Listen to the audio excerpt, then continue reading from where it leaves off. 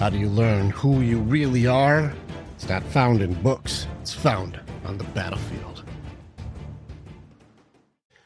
Yeah. All right, Lane, go for it, brother. All right. So listen, I like where you're going, and I sound like, oh shit, Lane's about to drop gold. So yeah. So I'm like, all right, let's just hit the button. It's also so good to see you again. I was looking forward to this for a long time. So likewise. All right. So you're saying, like, we got to shift the energy. People are giving the wrong vibes right now. We have to shift into a more masculine energy that works for a healthier environment. All right, keep going. I saw you. Yeah. You were on fire. Yeah. I mean, really just realizing, especially what I'm witnessing around myself. I live in California. I was actually it was interesting. I traveled to, I was in Denver, went back to my hometown, Minnesota, and now I'm back in California.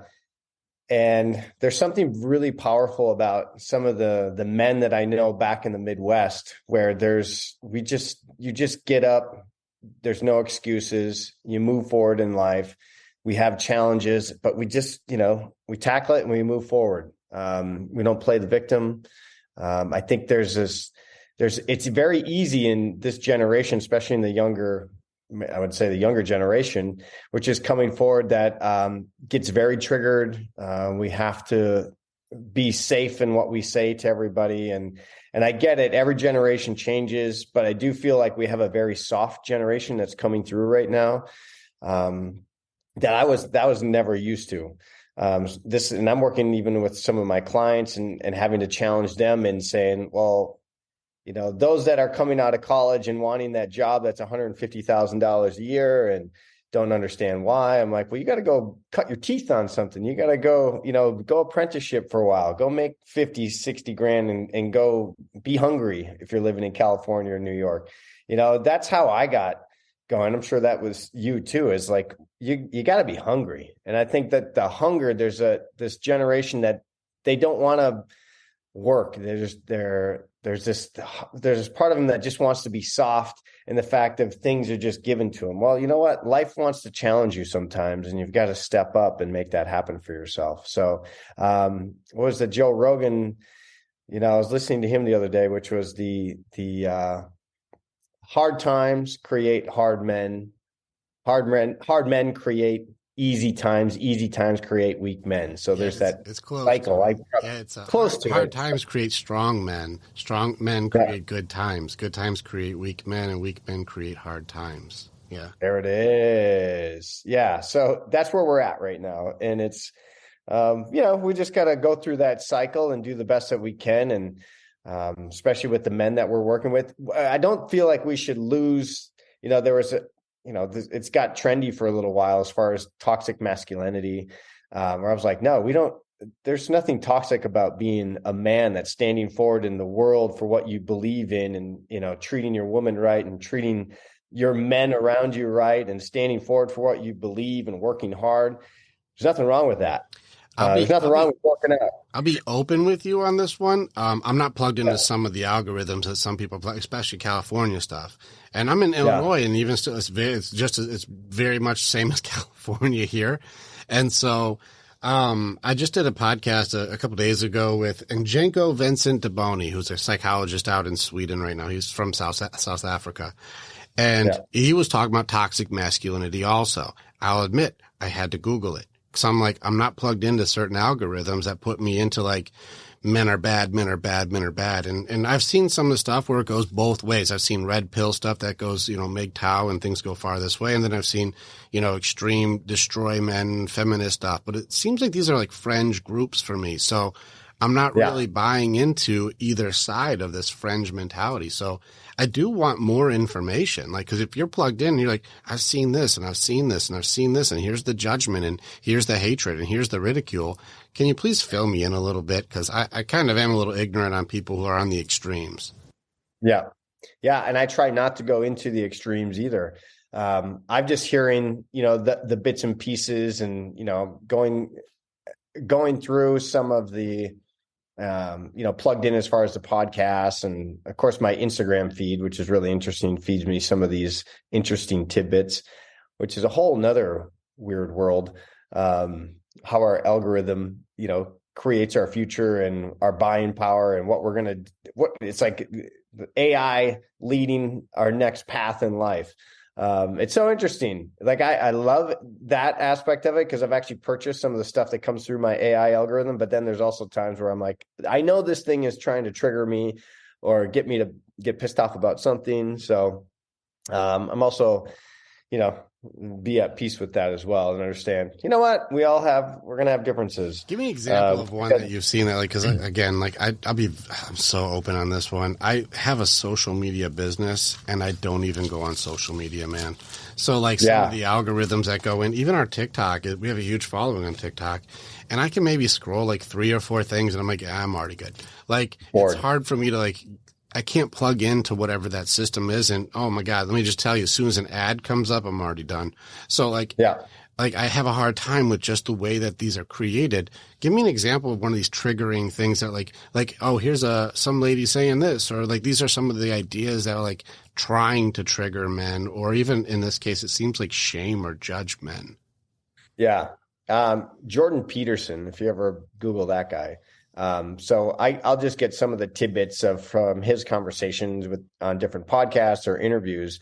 And it's usually, I'm not making any generalizations, but it's somebody more in the liberal field that's challenging him to masculinity or the way he stands in this world. And it'll be a 20 to 30 second clip or snippet of him challenging that argument, saying, no, we need strong men in this world. We need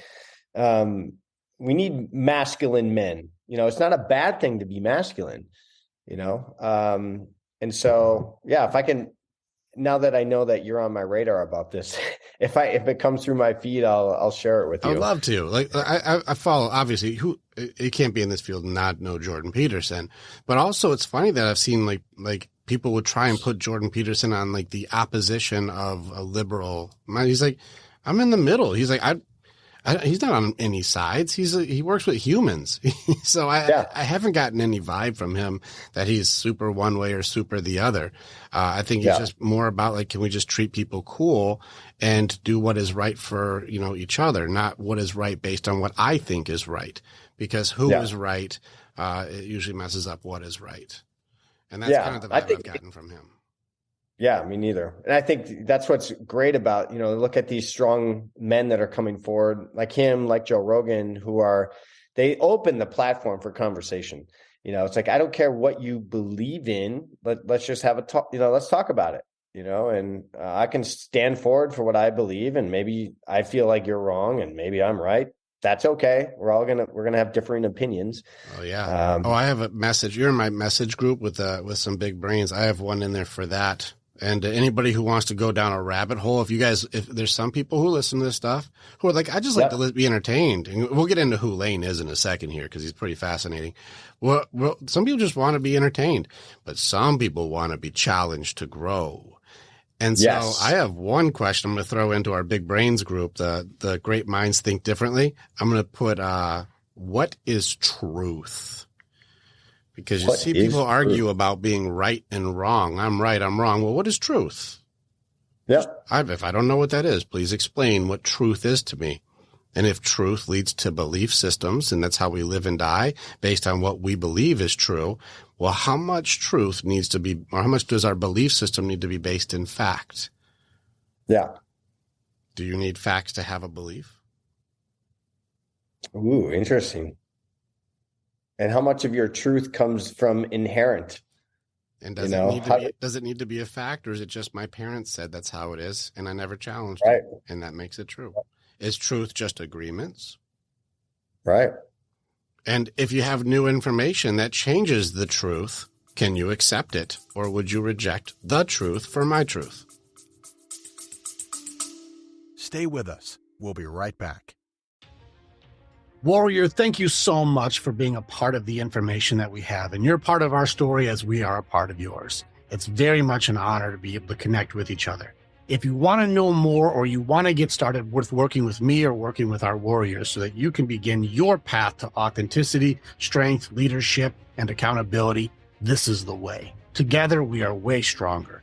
Now you get to choose. Do you go forward, or keep doing what you've always done. If you stay where you're at, hey, click on some of the stuff and follow what it is. We got motivational stuff, we've got podcasts, we've got more things. Just subscribe and do the stuff, and we'll keep you updated. But if you want to start going in, start jumping into what our programs offer and start your journey and being the hero in your own story.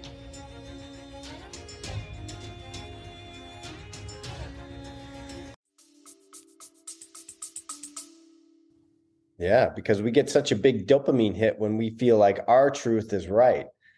You know, you buy into your own narrative and you'll go search and find anything that fits your own narrative because it feeds that high. Correct. Even if your truth is wrong. Totally. It can be wrong instantaneously, just like your belief system can change in a moment. Yeah. So then what is true?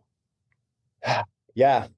You know, the more I believe in the whole sum of nothing, infinite possibilities. Which means, what is truth then? Nothing? Nothing. Then nobody can be right. And then how are we arguing? Yeah. It's a weird place to be where, we have to understand that there has to be some truths in this world. But how do we challenge them to know if they are? Yeah. And whose universe are we living then? Correct. And is it my truth? Is it your truth? Maybe we can agree on some stuff, but is truth based on what the authority tells you the truth is, like your parents, teachers, whoever. Right. Where does truth come from then? Yeah. Yeah, because you could have mind blown. You could have grown up in the jungle with a big, pack of animals. Mm-hmm. And what's your truth then? What's your survival then? You don't even know language besides grunts and barking. Sure. I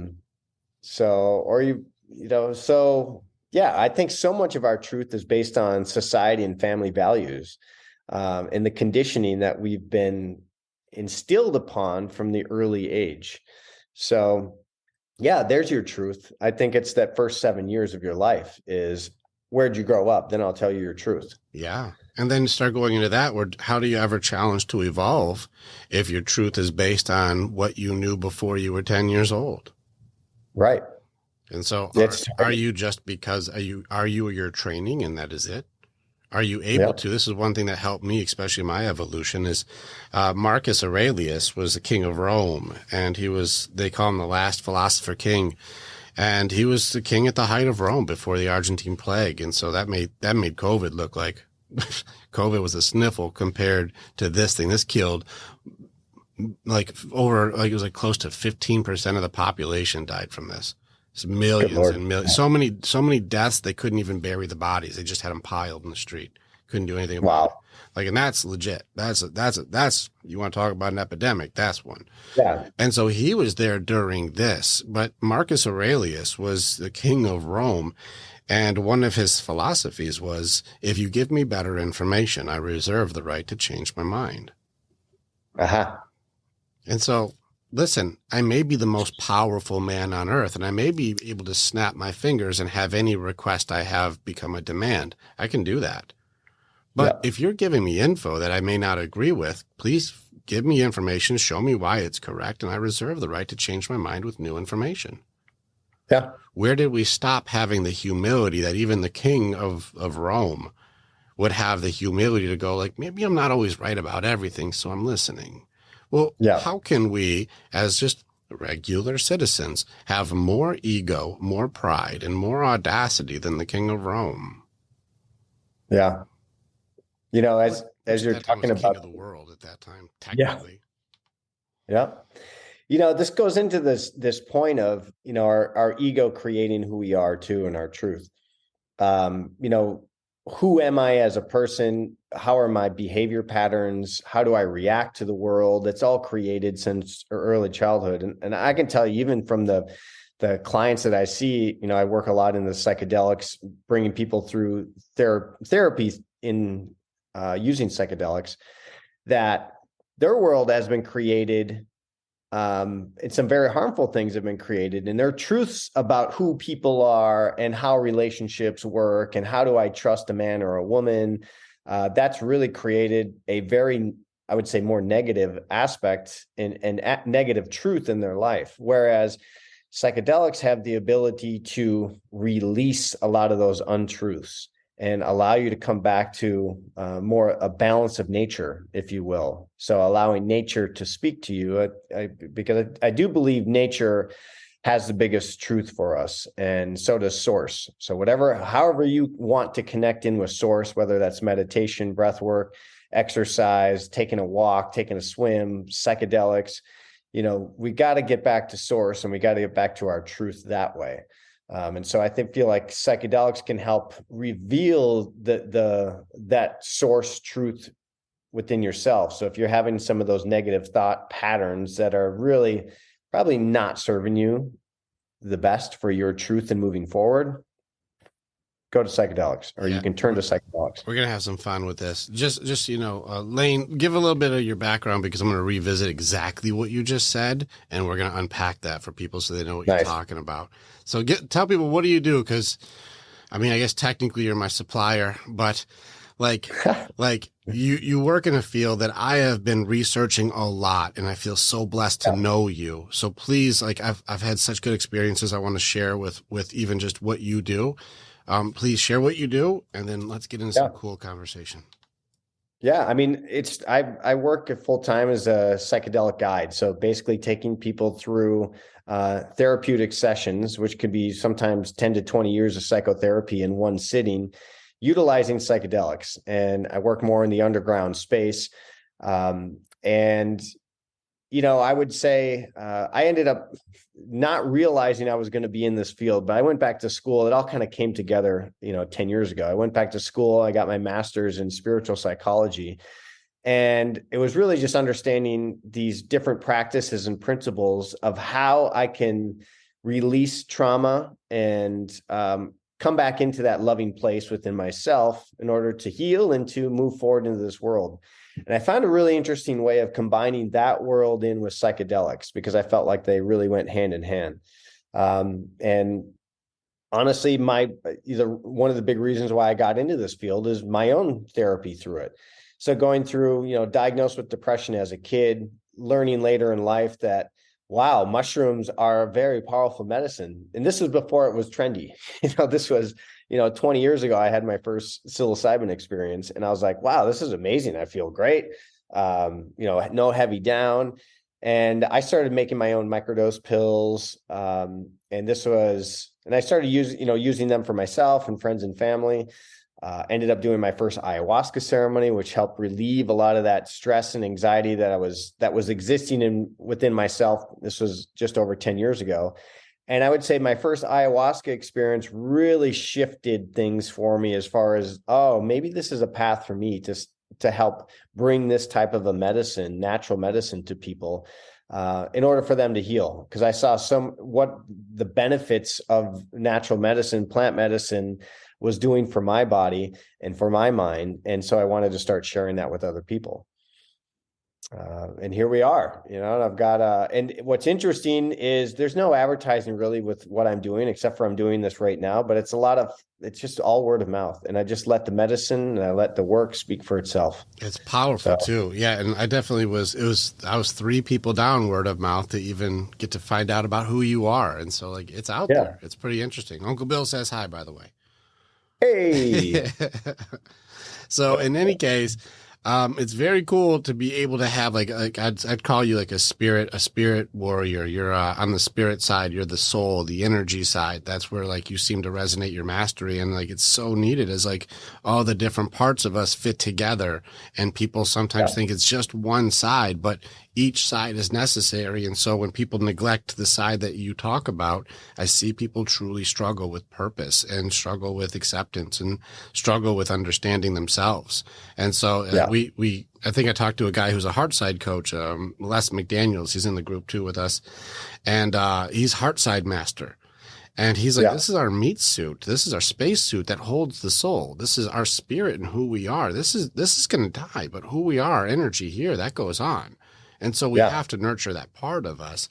And so I want to tap into a little bit of trauma responses, or even some of the systems that are thrown out because you're in the algorithms where people are coming in saying, I need to release my attachment style or whatever Facebook meme they've saw that told them they have a disorder. And so this is where we're doing the work that we do to go like, even still the psilocybin stuff. I've had nothing but good experiences. Like, cause I'm not a drug person at all. We drink maybe once every 4 months and have like one. We are not those people. Like, so we don't do, I have no prescriptions. I'm on no medication, no drugs. I don't smoke weed. I don't do any of that stuff. So for me to go into, let's look into, any type of holistic medication, I did a lot of research before I reached out. And I have had nothing but good experiences. So nice. What are some of the things that you can help us out with? Because one thing I heard, and I want you to confirm or say it's different than that, is that when you do this, it gives you what you need. It's not like this does a thing. Like this is what makes you feel happy. It's like, well, it may not make you feel happy. It may open up what you need to work on or where you need to go that's repressed or closed down. What are your thoughts on that? I mean, I deal with this almost every single session that I work with people where, we have people setting an intention for the medicine. I think even if you're doing it recreationally, you should set an intention. Okay, all right, I want to connect to myself and others. I don't care what you're doing, but remember the reverence of the medicine. This is medicine. Mushrooms are not to be taken just as an unconscious use. So I have people set an intention before even going into these bigger, deep experiences, and they may not get that answer, but the medicine will give them what they need, because I always look at it this way: the body keeps the score.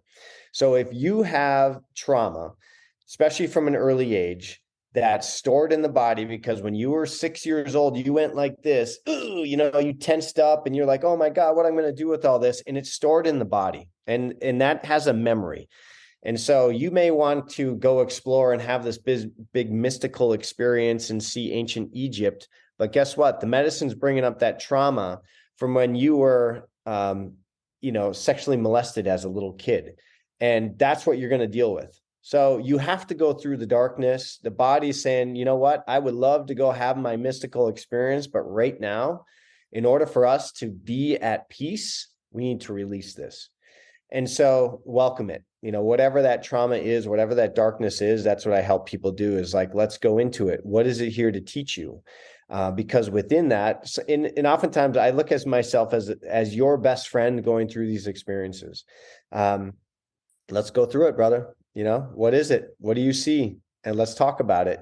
And sometimes people just need their hand held. But at the end of the day, it's about the relationship between you and the medicine. And man, it is powerful. What you can't do in an hour and a half sitting with a therapist, you got 4 to 6 hours that you're there with your mind, just absorbing this information. There's nowhere else to go. So you can get a lot done in that short amount of time. Yeah, I definitely, in fact, this is the direction that I want to go as my highest level of things, because this is why I can't wait to hang out with you more, because I'm like, this is so powerful what you're doing. To give somebody literally 10 years of sessions within one session is powerful moments, really breaking the things. And that's been what's happening. I'm going to go the other way with it. With the Warrior's Way, we go in and we cognitively defeat our demons. We fight through these battles. We overcome doubt, fear, anxiety, depression. We go through and we learn how they work and how to fight them.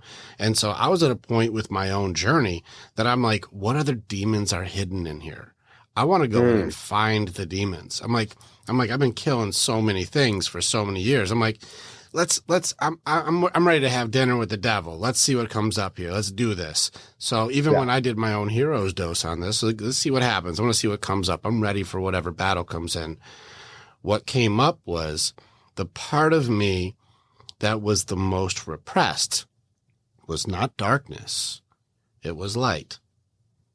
Interesting. So it came the other way. I became open-hearted and loving and happy and connecting joyously.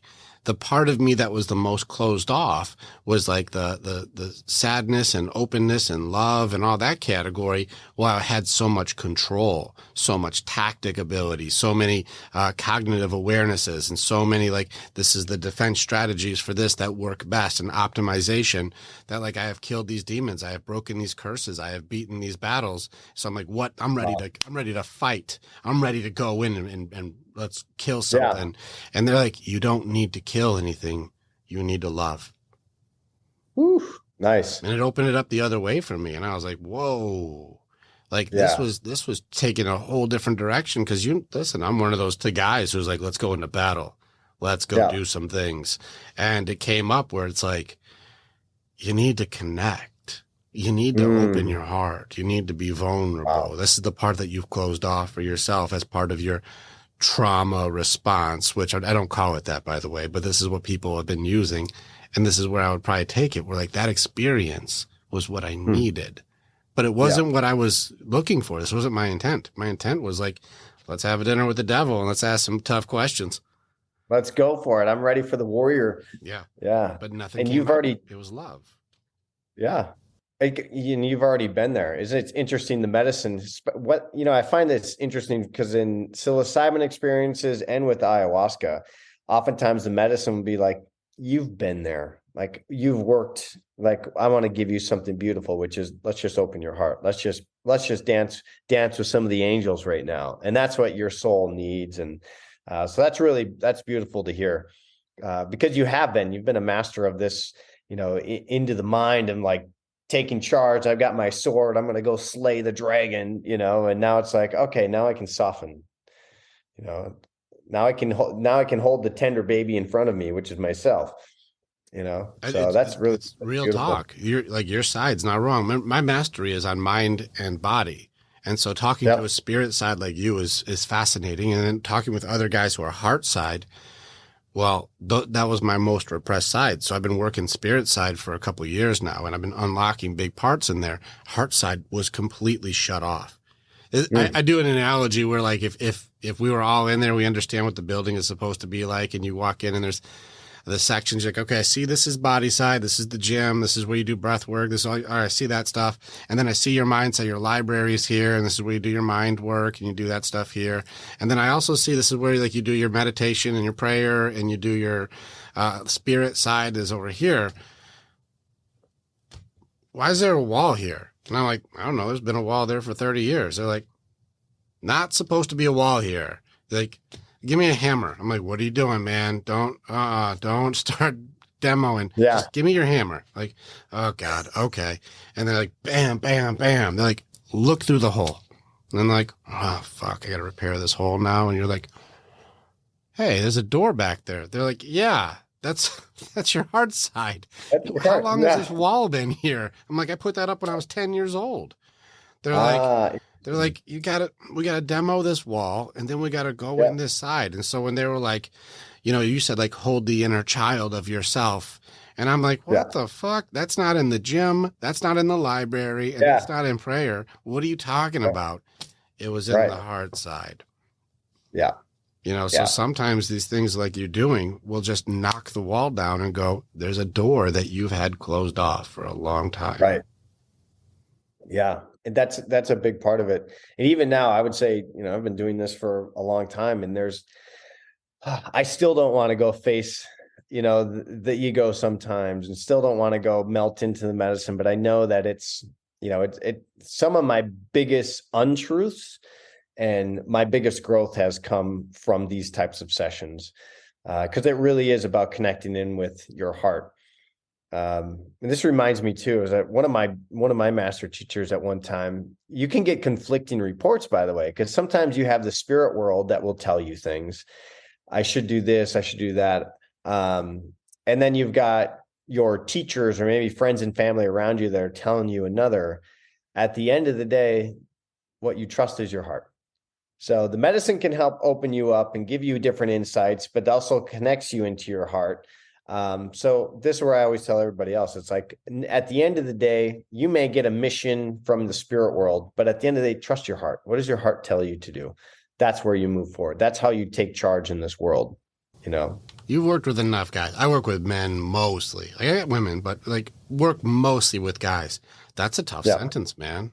That's a tough sentence for guys. Follow your heart. They're like, it's the most repressed side for most guys. Even my heart side warriors, guys who are, that's their strongest area, have a lot of repression in there, especially with sadness and feelings, because there's a lot of shame around, you know, showing those things. What's your, you know, cause you're on that side for the yin and yang, you're on that side. What's your guidance or your opinion to help those guys out? Well, fortunately, I get people that are actually at a place of really wanting therapy. And so for them, having the glimmer of hope that a medicine is going to connect them into their heart, they're all in, and they like it. There's still some resistance, you know, going in, especially when they see another man talking about feelings and their hurt and, you know, come into their heart. There's not much you can do when the ego is being dissolved, though, through medicine. And you know, so it's usually afterwards, after the experience, after a psychedelic experience, that we talk, and they're already melted because the ego is now not in control anymore. They've had this experience. They sit there. I'm not talking them woo woo way over their head. I'm just like, let's just talk like, you know, a man to man, if it is a man I'm talking to, and I'll meet them wherever they're at. But typically, because their ego is not in control anymore, they have a very easier time getting into that heart space. And you know, what's great is the medicine shows them that, you know, guess what? Your job isn't important right now. What's important is you taking care of your daughter or your family or yourself. And that's what a lot of the messages come through. It's fascinating. Some people will, I would say, I've got this thing at work and it's, you know, I'm stressed out and I'm so depressed over it. I don't know what to do. I just really want this insight on where I should take this project next. Okay. And the medicine's like, you know, throw that all away. What's important is you spending more time with your daughter, or, you know, the trauma that you haven't dealt with since you were 5 years old. That's a, you know, I'll touch on that for a minute, because that just happened in a ceremony recently where I had somebody that was so resistant, very, you know, very hard shell. And it was a discovery within the ceremony of why this person had been taking antidepressants for 25 years. And they got off it. We got titrated them off. It took about 6 months. Anyway, went into ceremony, and they had discovered that they were sexually assaulted and molested at a very early age. But that was all a discovery. They didn't know. I had no idea. And so from that point, it actually gave a lot of insight into why they were that way. But then also allowed them to soften into the heart and be gentle to themselves, to be like, wow, I have been fighting this demon for this long, even though I didn't really know it. And to just take it easy on themselves and to find that compassion and love for the fighting that they've done in their life, for the bad relationships that they've attracted in their life. So yeah, it all comes back to the heart, brother. It's fascinating, man. It's awesome too. I always like those guys who are hard shelled like that. It's funny because it seems like the tougher the dude, man, I don't need to fucking deal with that shit. That's fucking pussy shit. Like these guys who have like these big walls up. Yeah. A lot of us are big softies. A lot of us. Like we're big softies. We have big hearts in here. We would live and die for people. We would fight a lion to protect a young girl. Like we're big softies, you know. Yesterday, I had 5 baby squirrels fell out of a tree yesterday, right in front of they're just newborns, little pinkies, little babies. But like my dogs went over, like, what is this stuff? And it rained so much that this young mother, the babies just fell on the ground. And I'm like, it's raining out. It's cold. They're dying. It's a 20-foot drop for these babies. And I'm scooping these little guys up, and they're writhing. You can see some are banged up pretty bad. And I'm like, oh man. So I'm taking care of these. I'm calling people, and like, you know, they took so much damage from that fall that they all ended up dying over time. So they're all just dying in my hands or on my watch. Yeah. And I'm like, oh, these poor little these little baby squirrels, like just no, their eyes aren't even open, nothing, no teeth, no nothing, and their first experience in life is falling, you know, the equivalent of off of a, you know, 15-story building. Like that's your first That's your first Right. experience.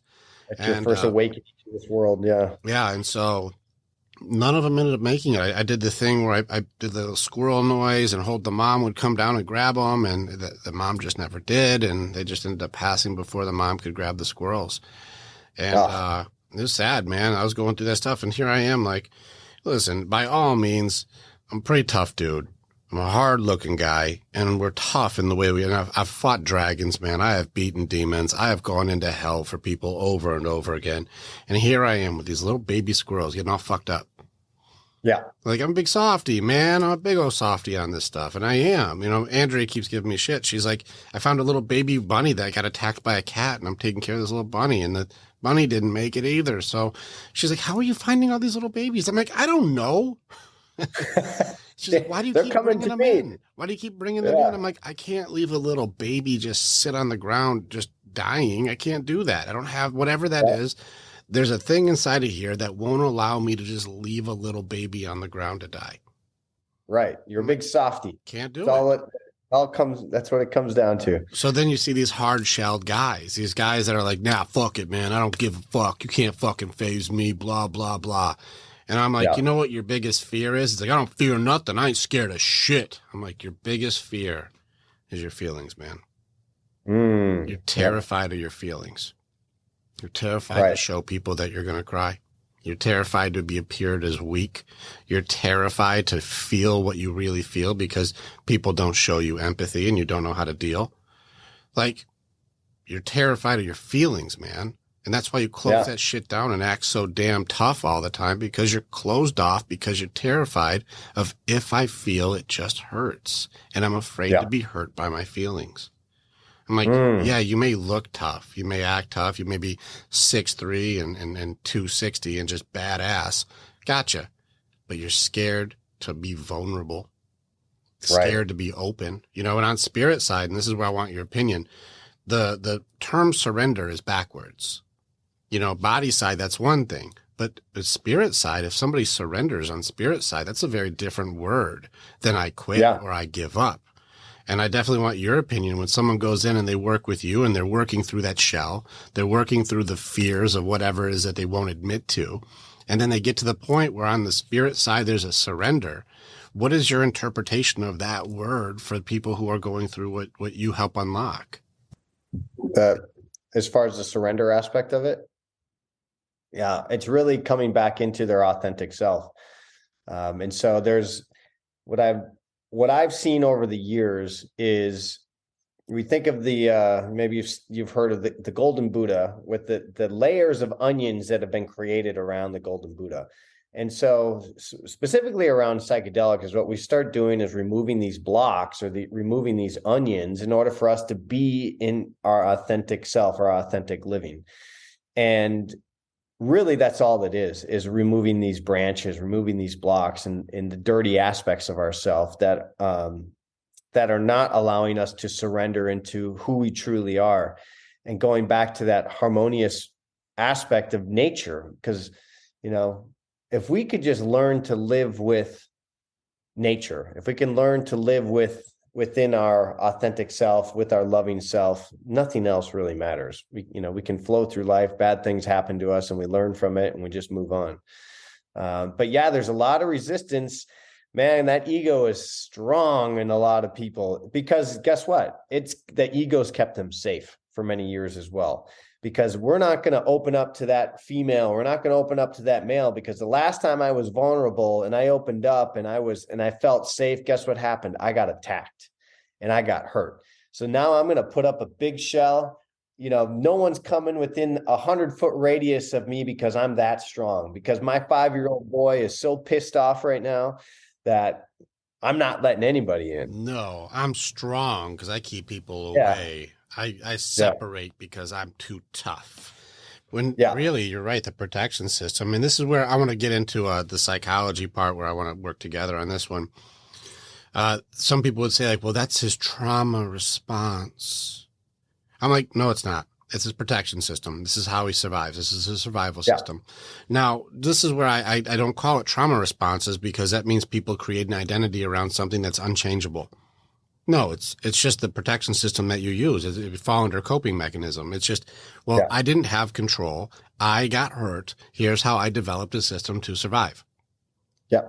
Now, That's it. all of the systems, you know, and I rewrote this, and it's going to my next book, because they have the very, very basic versions of fight, flight, freeze, fawn. Like, they got the very basic systems of this. Well, I went in Warrior's Way style, where fawning is negotiation style, and it's far deeper. There's people pleasing and getting into the change yourself for others to be able to find peace and, you know, mitigate damage or mediate everybody else's issues or take their feelings on as your own. And you try and control the conversations by making sure everybody is taken care of by sacrificing yourself, in essence. So this is negotiation style. You got attack style, and like both attack and run, hide, suppress, like the denial system. You know, that entire system, those two would be fight and flight. Well, those are gas pedals. That's either you're moving toward or moving away, conflict. But those are both still a separator, because whether I push you away and say, back off, I'm a badass, well, that's still distance. And if I go, I'm out of here, fuck this, and I leave, that's still distance. Either way, it's a separator. And then you got your freeze system, and I call that surrender. I give up. I quit, whatever you want. And that surrender is different than the surrender you just talked about with authenticity. Like surrendering to who you really are. Well, you have to go through and challenge your protection system, not your trauma response. How did you protect yourself? A lot of times our denial system, which is going to be the retreat, or it gets into hide. Like this goes into masking and creating different personas, or even suppress. And I just push it down, and I push it down, and I push it down until it eventually volcanoes into either sadness or anger. And so we use all of these systems. It's just some of them are our go-to. And then you know the ones. You know, some people go right into freeze and cry, and some people go right into get hostile and attack. Like we have our go-to, but a lot of times it's the progression. Many of us will go into suppression until expression. And that's where, you know, well, who are you trying to be? What walls, what persona, what protection did you put up, which is intended to be good? It's not because you're fucking crazy or you're broken or you're messed up. It's because I needed to protect myself, and there are positive versions for each one of these coping styles. There is a beneficial version. Run is not always bad when you realize this is a very toxic situation. I need to get out of here. That's not bad. That's correct. Attack isn't bad. If we were getting jumped and we had to fight back, and I have my attack system on, I can now have your back. You can have my back. We protect each other now. This isn't negative. This is positive. This is survival in a positive way. You know, if you get into freeze, that system, they've shown that people who have a freeze mechanism are not stupid. They are absorbing way more information quickly than most people do. They just have a hard time deciding with all that information what to do in the moment. And so this is very good for processing. How much stuff do I have here to understand more? This is not dumb. It's very smart. It's, you know, the equivalent of playing possum, which does work in nature in certain instances. You know, and if you go into negotiation style, you're trying to be a good mediator. And if you're able to understand both sides and find mediation without having to self-sacrifice, it's a very positive system to use. You mentioned which was, and some people take on the surrender and do what you want. But what that ends up doing is creating the resentment and, you know, basically giving up your soul because no, I guess I have to do it this way. And so that's where we talk about dis-ease or disease in the body. Both of those avenues, everything that you mentioned, if we're going to run, we're going to attack somebody, we're going to surrender into the aspect of, no, all your way is always right. That's where all the disease and dis-ease in our bodies come in. And so, it's learning, I guess it's going back to, how do I get into my authentic shell and trust my heart as my guidance instead of what everybody else has created in my world as my truth? So, and it also, I don't know if you've heard of the human design. Have you heard of the human design book? It's been brought up. More and more people keep bringing this up. Yeah, I think I have it. Might be right behind me, right there somewhere. Anyway, it talks about people are naturally either a manifester, like you seem like a manifester or a manifest generator, people that are just going and creating, the reflectors. So there's reflector, manifester, manifest generator, and a projector. The aura. Yeah, so those are the big. I saw the evolver one, right? Evolver, yeah, I'm not sure about. Oh, that's the human design. Yeah, the name of there's one called the evolver. But yeah, there's four main aspects of the human design, which are projector, manifester, manifest generator, and reflector. So it's I took this, basically it's a quiz that you can take and understand, who you are. I'm like, oh, great, I'm a manifest generator. Oh, what I need to do is learn how to trust my gut more and lead from, allow my gut will always tell me what to do. But what gets in the way is my freaking head sometimes. And so it learns it's really interesting. You would dig it because you're so into mapping, and it basically maps out the body of how we respond to triggers, how we respond to love, how we respond to our relationships, and the different communication patterns based on your makeup and where your blocks are. So I liked it, but you might love it. There is a map here. Yeah, I see what you're talking about. Yeah. Okay. Yeah, I do love that stuff. Oh yeah, there's a whole system they've got here too. All right, this is fun. So I do enjoy it. So there's a whole number thing to this and all kinds of stuff, huh? Yeah. And I'm getting up in our podcast, but this one. Okay. And I'll see if I can pull up an image. But yeah, so here's some, it shows you your different centers and how you can communicate. And I've got mine all written up, or jotted down, but it gives you all your different communication patterns, what to look out for. And what's funny is I've met people, especially early on, this was like 10 years ago when I started getting into this, I would meet somebody and be like, where's your birth date? Where were you born? And I could pull up their chart and I'd be like, oh, okay, I can get a sense of who this person is. And I don't know if you've ever met people where you're like, wow, I feel like I am so drained after being with this person. And they've taken your energy. And then we learn their human design is all about that. They get their energy from taking other people's energy. Okay, great. But we learn early on.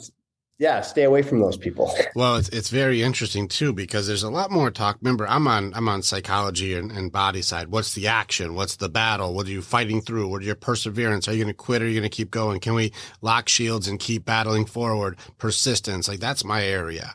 But when it comes to understanding energy, there's no denying an energy. There is an energy. We can feel energy. We can feel it. Like even the way we interact with each other, you can feel, even we're on other sides of the country and you can feel each other's energy.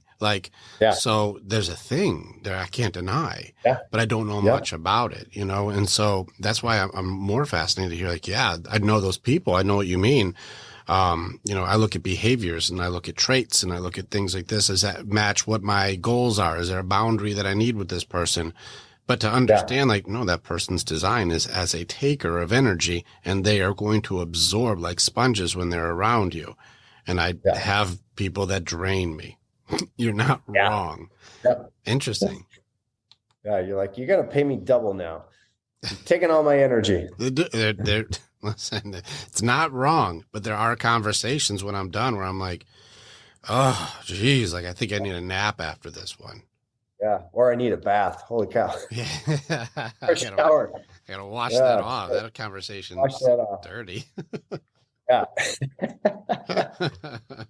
Yeah, it's so interesting. By the way, so I grew up in the Midwest. I grew up in, Stillwater, Minnesota. And, my family was great. They're very loving, but a lot of our response as far as gathering and getting together was around a blue or a red cooler. And it was just boom, pounding beers. And, that's kind of how we got through our challenges in life. And I'm not saying there's anything wrong with that. Look, we got to go cut the edge however you want. But nobody was talking about psychedelics. Nobody was talking about feelings. No one was really talking about meditation, doing breath work. And so when I started getting into this whole world, I was fascinated, and I was like, wow, it's like nobody in my immediate group was ever doing anything like this. And so I had to go discover all of this myself. And so that's why I'm so fascinated by it now. It's like I feel like a new kid, and that's where I look at everything I do as I'm a new kid, brand new eyes. I don't know what I'm talking about, and I'm going to go learn. And there's so many, and I want to keep that naivety, that I want to keep that fresh spark in those big doe eyes sometimes when you're learning something new, because I don't want to go into it as I know everything. I want to go into it as what else can I learn? And that's the way I want to move through life. And that's why I think there's so many great teachers out there that we can learn from that way. Agreed. Have you ever played around with the Socratic methods, like how Socrates would work? His whole thing was, well, I know that I know nothing. And he'll go into conversations that he may be well versed in, as though, well, I'm going to ask you questions as though I know nothing. Please tell me, how does that work for you? What is your opinion? Even if he's very well versed in that field. But the reality to it is it's funny how much you talked about ego and, not being doe-eyed and being open to learning new things, and how resistant people are to that, when in the reality of it, I saw a pie chart from a guy named Chris Brady. He was very wealthy and very successful. And he said, let's be real here, guys. He was a top engineer before he became successful in his own businesses and stuff. So he was like, I was engineer of the year and had all these awards and all these degrees and all this stuff. I had all these things. If I had a pie chart of how much there is to know, I've got this tiny little sliver here of this is how much I know that I know. But then I also have this other little sliver, which is a little bit bigger. And this is what I know that I don't know. So I know there are rocket ships, but I don't know how a rocket ship works. And I know that there are stars in space, but I don't know the names of all the stars in space. And I know there's bacteria in the world, but I don't know what all the kinds of bacteria are. Like, there's things I know that I don't know. And that's what this is. And then you have this other, all the rest of it. And this is stuff that I don't even know, that I don't even know that I don't know. I don't even know that it's there to even ask about what it is, because I don't know what it is to even not know. And that's most of it. So to have this Socratic method of like, well, I know nothing. Well, the reality is what I know that I know is like 1% of what there is to know. So reality wise, I really don't know that much. So I should maybe be a little bit more humble about wanting to learn more. Yeah, that's exactly it. Just go in there.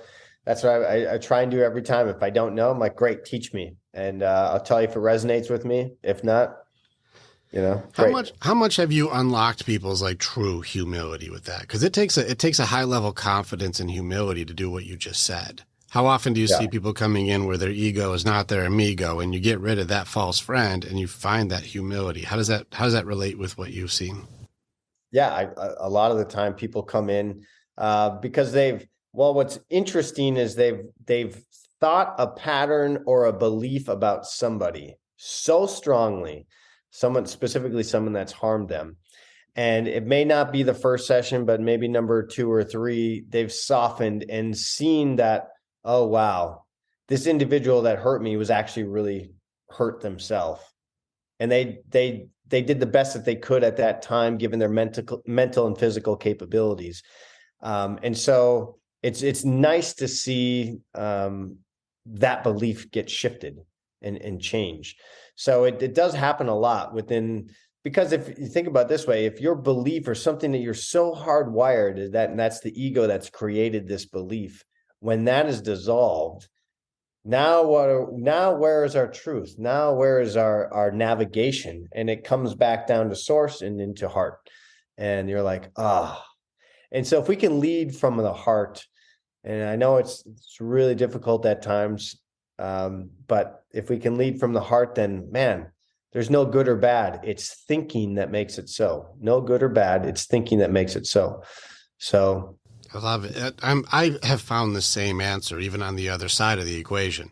I have the same answer, but that's why we get back to the very beginning of like how esoteric we can get, where it's like, you're right. There's a belief system created around a protection system that we built to stay safe around somebody who's just doing the best that they could, which is horrible still. and being able to have our reaction or our response systems in order to protect ourselves in place.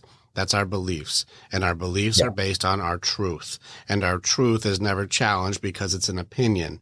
And so that's not liable to change as long as my beliefs are what they are. But if you can challenge beliefs and challenge truth, you can find acceptance. And when you find acceptance, it changes truth. It changes beliefs. And so it's really funny that we use these beautiful words that people don't know how to define, which is actually how we create every choice that we ever make. Yeah. It's amazing. We're amazing. What amazing creatures we are. And so this is why I like these hacking systems that, like, I would recommend anybody. And I'm looking forward to coming and seeing you next month. I recommend to anybody going in and allowing Lane to hack it. Like, listen, you may not know what you don't know is the thing in the way. But what Lane does is help you find the thing that's in the way so you at least have a damn fighting chance. Yeah. Yeah. And that's the biggest part of it is you get to become your own guru. You know, it's about the relationship between yourself and whatever medicine you're going into.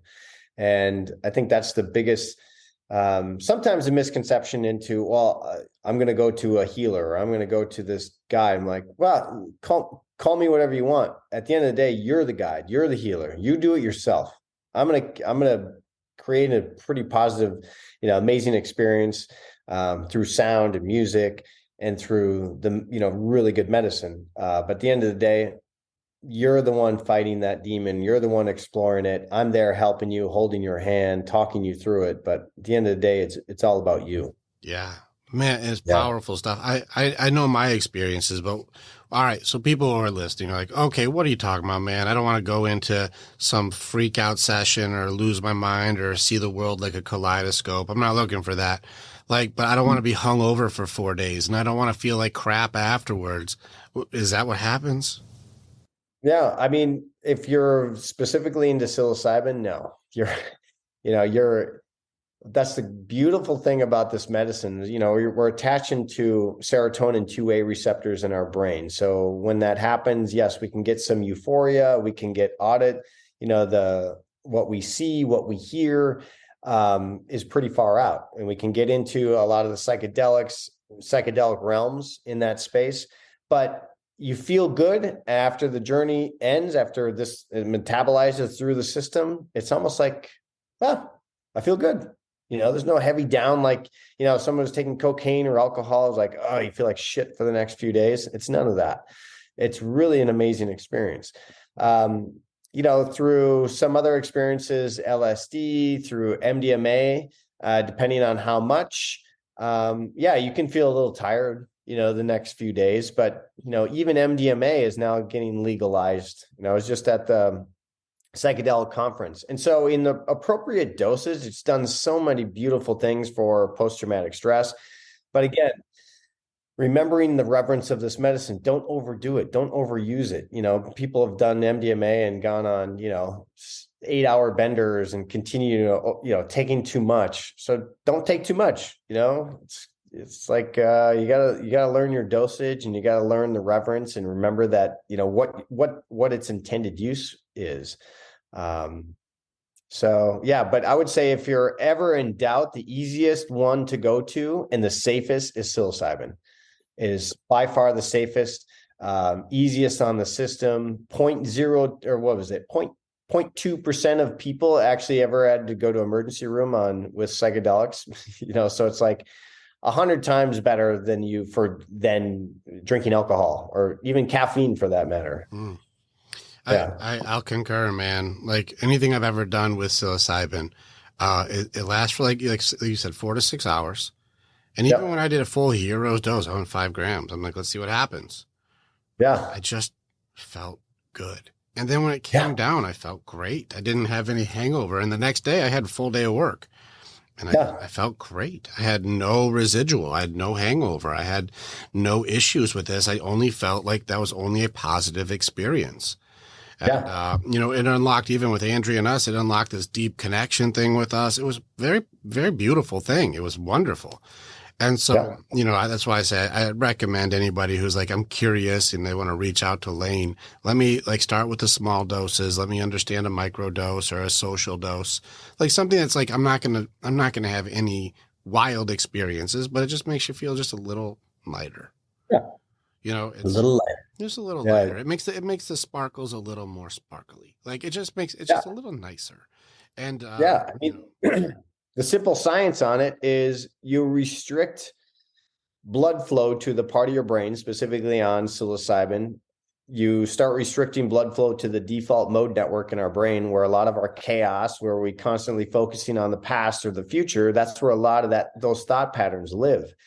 So if we restrict blood flow to that part of the brain, which allows us to do is just focus on what's present, what's in front of us, and allows us to be a lot more harmonious. And so that's why people experience less stress, less anxiety, less depression in their life. This became popular, specifically microdosing around psilocybin and LSD for coders, you know, creating this World Wide Web and all of the amazing technology that's around us, because they needed to focus. They couldn't focus on, oh my God, I can't believe my girlfriend yelled at me last night, or, you know, what happened to me when I was 12.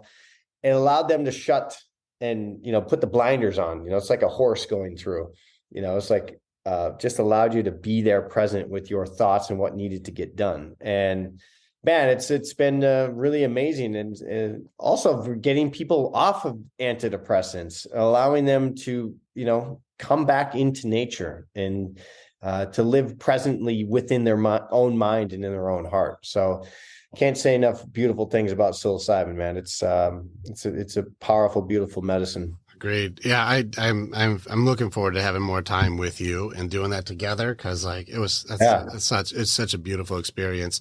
And I'm definitely very, very excited for more of this. I recommend anybody who has that courage in them, that like the courage to go in and challenge which part of them is closed.